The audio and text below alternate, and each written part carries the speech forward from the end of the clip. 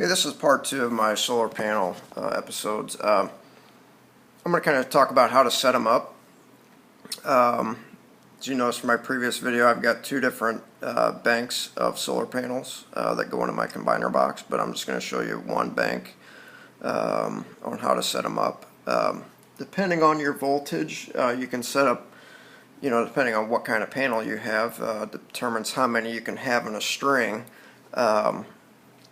I've got 100 watts out there. I've got six of them on one string. I figured I could do about 8 of them on one string without maxing out the voltage. So, and that's kind of where the combiner box comes into, where you can, because if you were to hook all of those up together, if you had like 15 or 20 panels and you hooked them all up together in one series, then you're going to max out your voltage, you're going to max out everything. So that's where the combiner box comes in.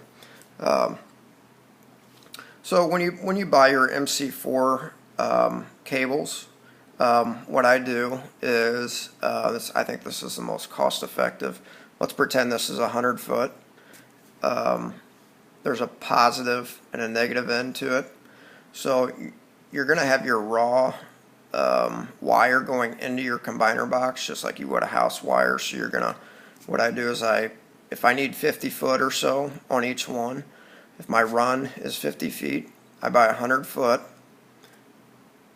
cut it directly in half, skin the ends, just like you're gonna run a normal house wire, and then that's what goes into your charge controller. I'm just using this for example.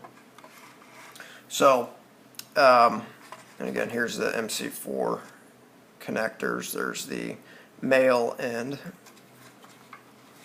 and there's the female end. And if you guys are having a hard time seeing what I'm writing here or any of these connections or anything, make sure you change your video to the highest quality, because YouTube defaults to the medium quality. And I notice when I go back and look at these videos, they're not showing up as clear as they do when I'm taking them. So make sure you change your settings to the highest quality video. So anyway, so what I talk about here is, these are the runs that I make after I connect my solar panels together. So what you see here are going to be these and these wires here that actually go to my combiner box. And then your combiner box will go into your charge controller, and your charge controller will go to your batteries, and so on and so forth. I'll talk about that later.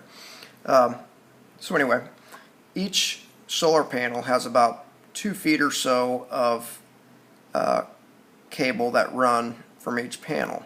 And it's a positive and negative MC4 connection. So what I do here is, this is a series, and you can Google series and series parallel when you're hooking up batteries or solar panels or whatever. Series just means we're going to go from positive to negative, where parallel means you're just going to go positive to positive. So anytime you do that, you kind of double up your voltage anytime you do a series connection. So, and again, you can do multiple panels up to a certain point. Like I said, depends on the voltage of your solar panel. I just have 3 here just for an aid. But anyway, so you're going to take your positive MC4 connector from this panel and go to your negative MC4 on your other panel. And then you're going to take your positive from that panel and go to your negative on that panel. And then your positive is going to be, some people call it like a home run, where this is what's going to go to your actual home. So this is a positive here. So there's going to be a junction right about here where you're going to connect your positive to your home run combiner box run. So what you would do is you would take, let's pretend that the positive adapter is the male end. I'm not sure exactly what they are without looking. So you have the positive, you're going to need the positive male to the negative female, you're going to have to make that connection.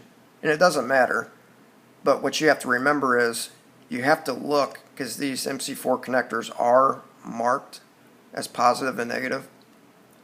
So you have to make sure when you look at that, you look at your connection from your solar panel and not what you connected to your home run. So if you pick this up, you're going to see that it's a negative. Well, no, that's actually the positive coming off the series. So, but you're going to have, when you connect your connector from here, male to female, it's going to act like it's a negative, but it's not. It's just going to show negative on this end, but it's actually the positive. So I actually did that, and I couldn't figure out what I did wrong, but luckily all this stuff is pretty fail-proof. So, and again, you're just going to do that to the other side. Thanks.